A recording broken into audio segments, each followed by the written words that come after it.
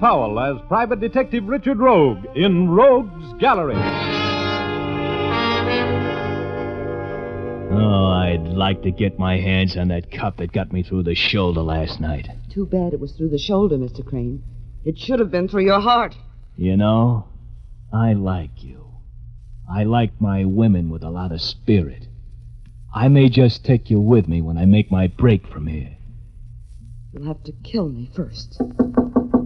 Oh, company. Come in and keep your hands right on that tray. I'd hate to have to shoot a beautiful girl like you. I brought up some coffee. That's thoughtful of you.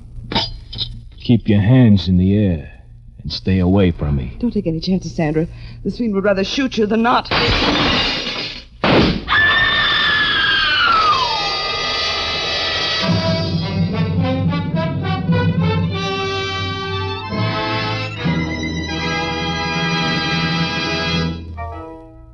Rogue speaking. That little scene takes me back to a night a couple of months ago. The night I met some scared people in a seaside mansion. In just a minute, I'm going to tell you the story of the House of Fear. Okay, here's Dick Powell as Private Detective Richard Rogue in another personally conducted tour through Rogue's Gallery.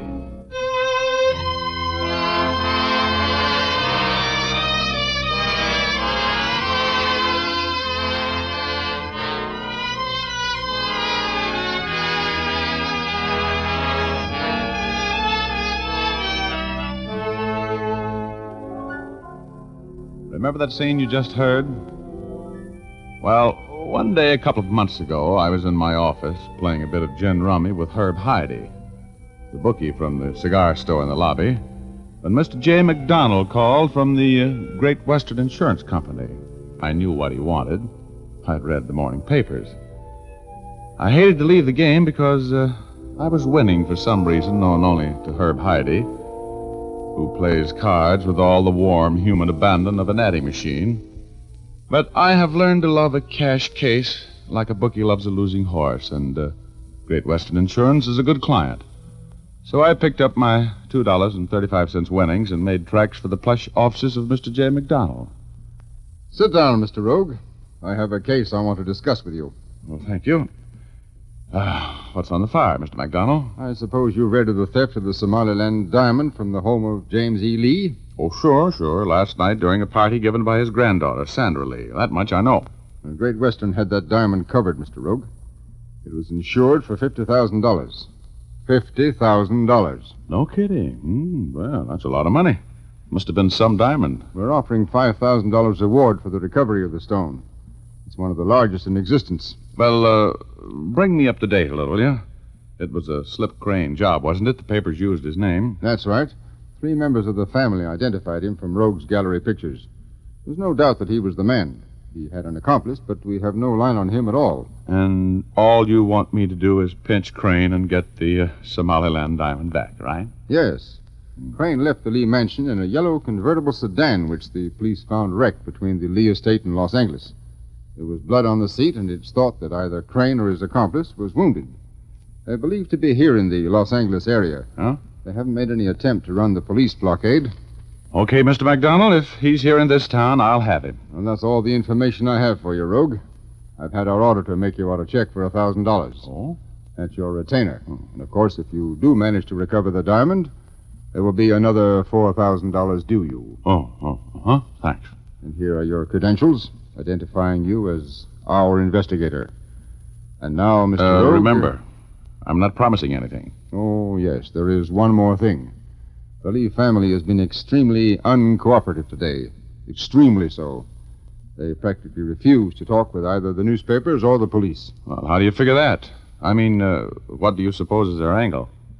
That is what we are paying you to discover, Mr. Rogue.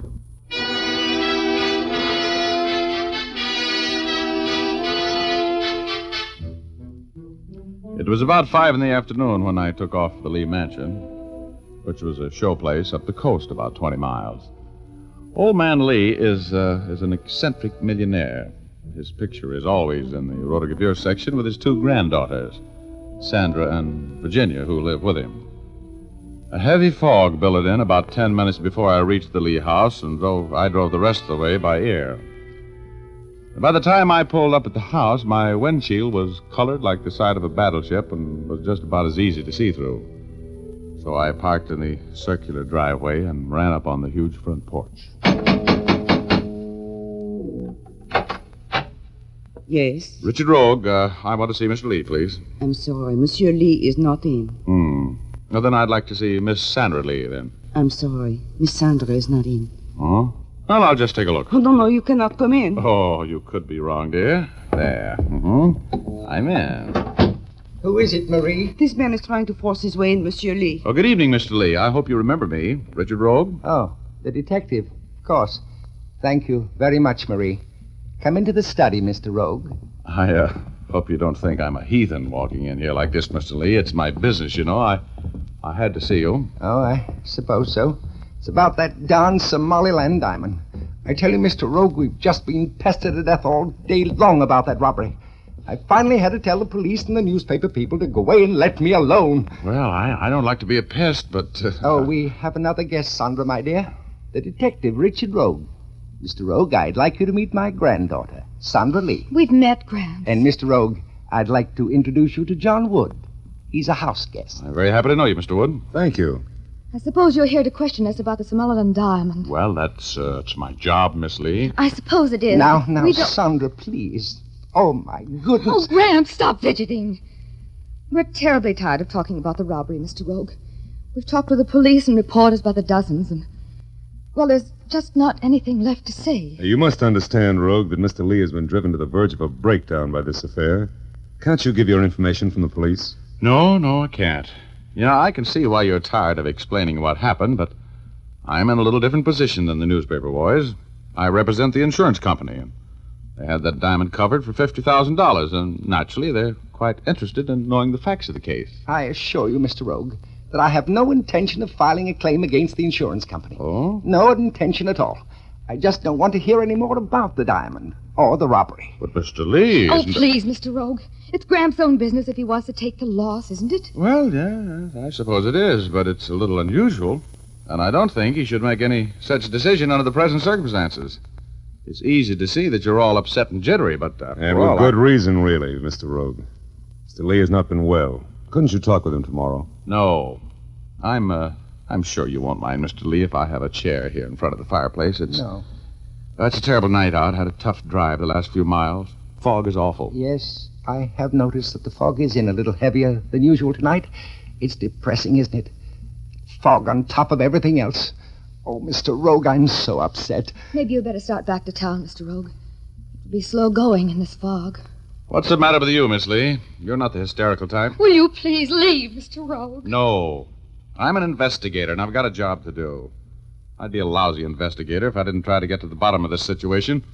Who are you protecting? What are you afraid of? Are you accusing us of complicity in the disappearance of that diamond? I don't even know you, Mr. Wood. I'm talking to the Lees. I'm not accusing them of anything. Look, Mr. Lee, crime is my business. I know how to deal with crime and criminals. Why don't you tell me what's on your mind, Mr. Lee? I'm sorry, Mr. Rogue. But as far as I and my family are concerned, the theft of the Somaliland diamond is a closed matter. I have my reasons now. Please go. Yes, you can't do any good staying here. Where's your other granddaughter, Mr. Lee? Where's Virginia? She's returned to her school in the city. Oh, I see. Oh, Gramp, please, make him leave. Now, dear. I'm sure Mr. Rogue will be going. Did you ring, monsieur? Yes, Marie. Will you please show Mr. Rogue to the door?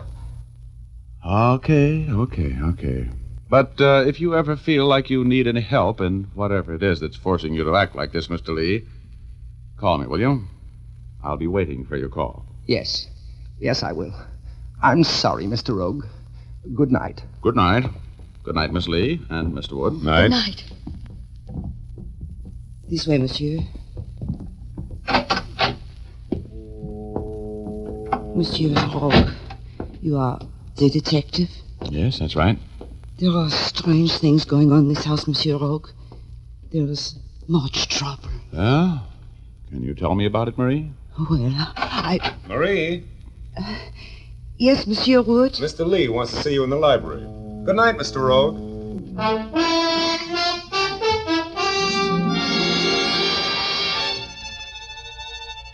As I got in my car and sneaked down the hill through the fog, I told myself I was wasting my time.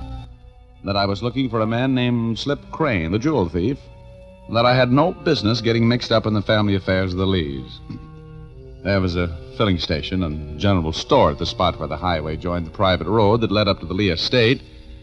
Sam's filling station for you and your car. I stopped in there for a sandwich and a cup of coffee. Great night to be driving around, mister. Yeah, it is. Hey, give me a slice of that pumpkin pie, will you? Why, sure. Here you are. Just came down the hill from the Lee house, didn't you? Yeah, that's right. Well, sir, there was plenty of excitement around here last night. Yep, cops all over the place. Newspaper men. Best business I've done in years. The whole district is still full of cops. They've thrown up a roadblock in every direction. Hey, you a policeman? That profession. You working on the case? Yeah. That must have been some diamond. You know, those Lees are nice people. The old man's a little fidgety, but the rest of them are swell people. Well, he's all right, too. Yes, sir, nice guy. You know them? Know him? Why, sure know him. Known them all for years. The kids, Sandra, Virginia, been eating my hamburgers ever since they was old enough to toddle down here. Yeah? You know what school Virginia goes to up in the city? Why, sure. Same one Sandra used to go to. Let me say, Mrs. Whipple School. Oh, well, thanks. Hey, what's the toll charge to call the city? 2 bits for the first 3 minutes. There's a phone booth right over there. Thank you. Yes, sir, those little Lee girls are the salt of the earth. I've known them for 10 years, I guess. Knew their daddy well, too. Went to school with him. He's a colonel now, an Eagle colonel in Washington. A big shot.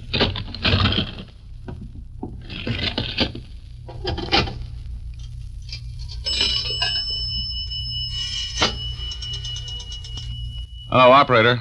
Please get me Briargate, 63645 in the city.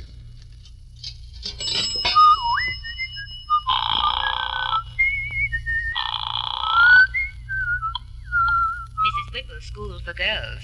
Hattie Smith on duty. Oh, hello. I would like to speak with Virginia Lee, please. Miss Lee? Why, I'm sure she isn't here. She's at her grandfather's home up the coast. She is? Are you sure? Oh, yes. Just a minute. Miss Lee is home, isn't she? Yes, Miss Lee is not expected back until Monday morning. Thank you. Get your party? Yeah. Hey, give me another cup of coffee, will you, Sam? Why, sure. Oh, tell me, Sam, I know the whole Lee family except Virginia. She's only about 14, isn't she? Jenny? Oh, no. Oh, she's 19 or 20. 20, I think. She's a wild one, that youngster. She's all for having fun. Nothing at all like her sister, Sandra. Oh. Well, I guess I'll be on my way. Can't sit here all night. I don't envy your drive none. Better take it easy in that fog.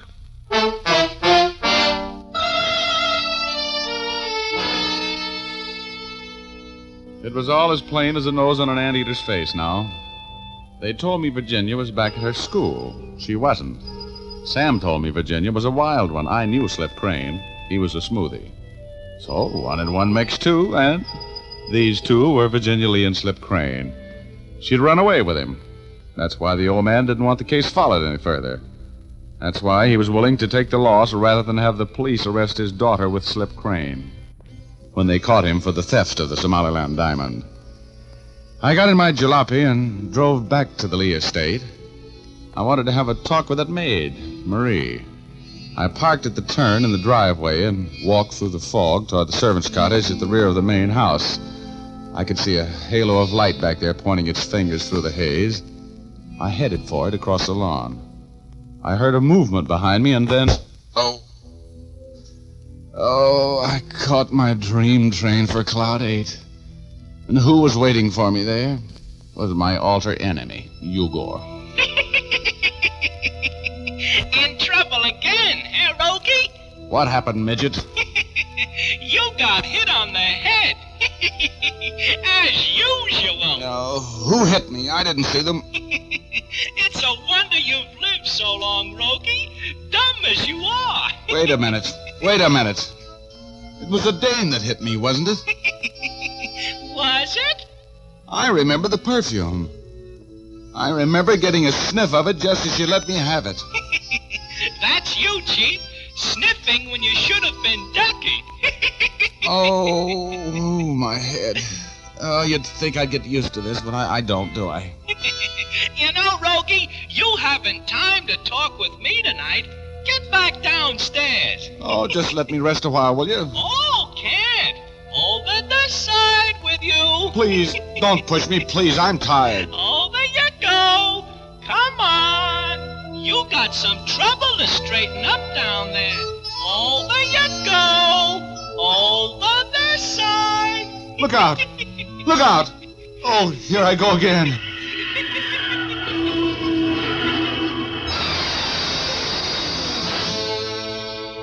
I began to come to. I could hear voices fading in and out.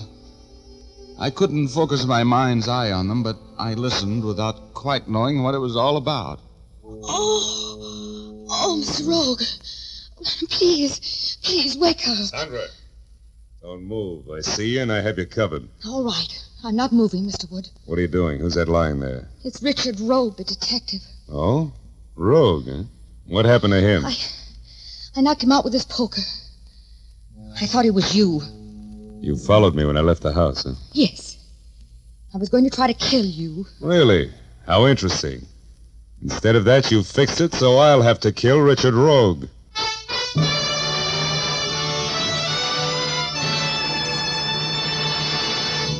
We'll return to our story in just a moment.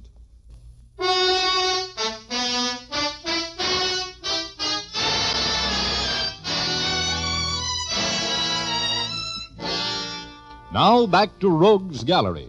Richard Rogue is telling our story. I was telling you about the time the Somaliland diamond was stolen from the home of wealthy old gem collector James E. Lee. The insurance company put me on the case, and I went out to Lee's secluded country mansion, but got no place. He wouldn't even talk to me about the robbery. I left, picked up a few more clues, and returned. I was walking across the lawn in a pea-soup fog when I was knocked unconscious by Sandra Lee, the old man's granddaughter. And when I returned to consciousness, I played possum and listened to the conversation between Sandra and John Wood, a mysterious house guest of the Lees. So you followed me when I left the house, huh? Yes. I was going to try to kill you. Instead of that, you fixed it, so I have to kill Rogue. Do you think that would be smart? He doesn't know anything. No? Come on, help me carry him into the house.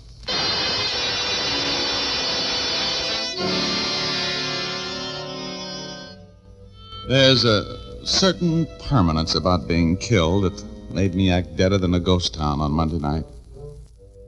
I was as limp as a wet sock when they picked me up and carried me into the house.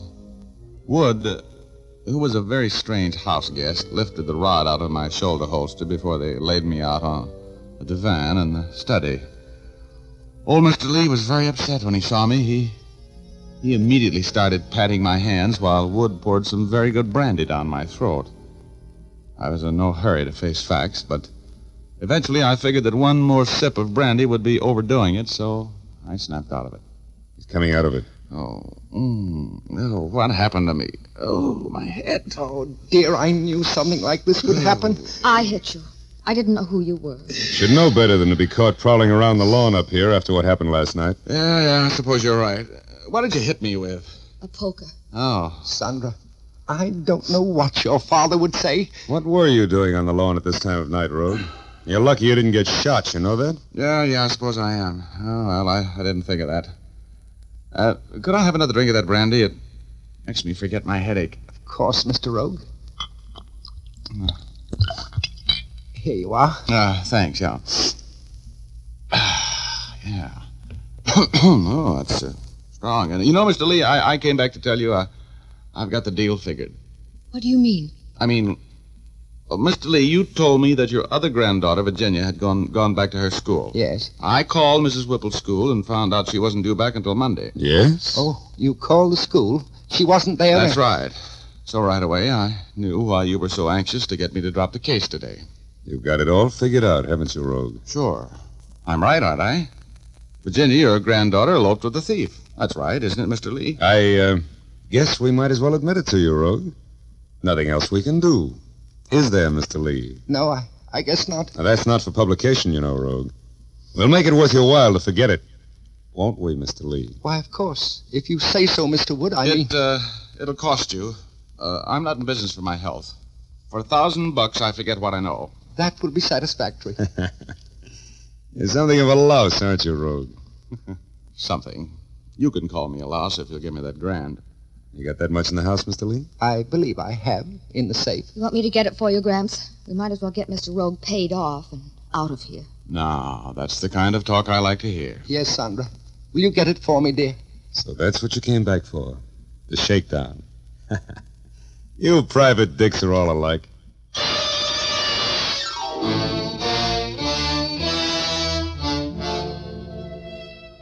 For the first time since I'd been carried into the house, Wood was loosening up.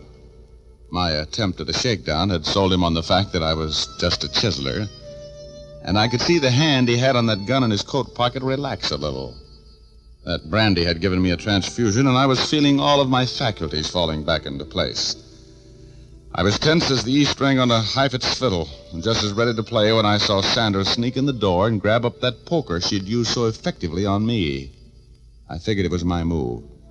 So I started to get up. I wanted to get Wood concentrating on me.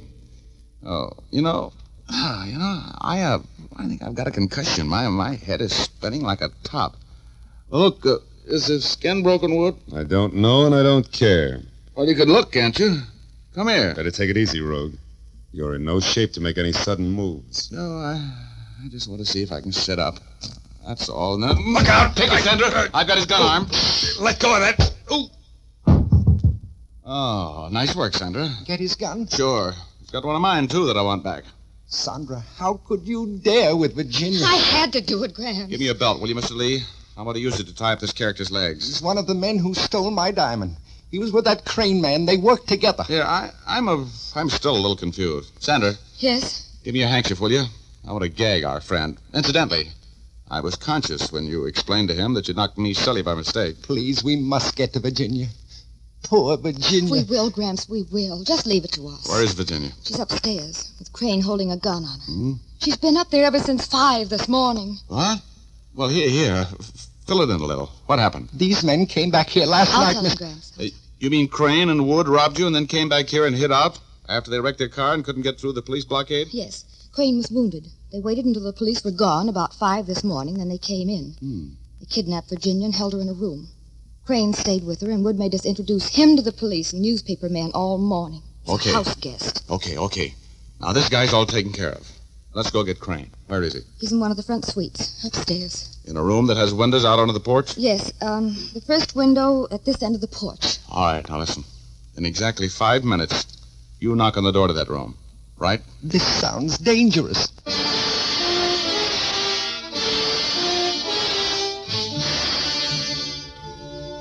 I shinnied up the pillar at the far end of the porch. Looked my rod over to see that it was in good working order, and then I inched over to the window of the room where Crane was holding Virginia. Virginia was tied in a chair. Crane was babying a bloody shoulder. I could hear them talking. Oh, I'd like to get my hands on that cop that got me in the shoulder last night. Too bad it was through the shoulder, Mr. Crane. It should have been through your heart. You know, I like you. I like my women with a lot of spirit.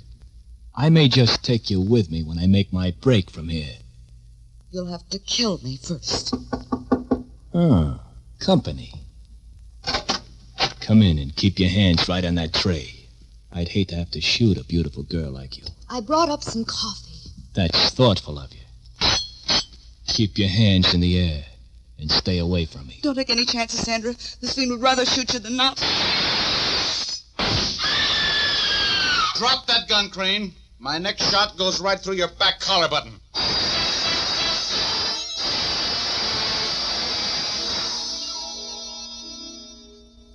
Well, he dropped it. And that's about the end of the story, except that I took the Somaliland diamond from him and won the $5,000 reward, which I spent on Sandra Lee during the next few months. I thought some of asking her to marry me. And believe me, I think she was all in the mood to give me the nod. No, really. But I thought better of it and stayed single. making me one of those select eligible young men who has never made the same mistake once. You know what I mean?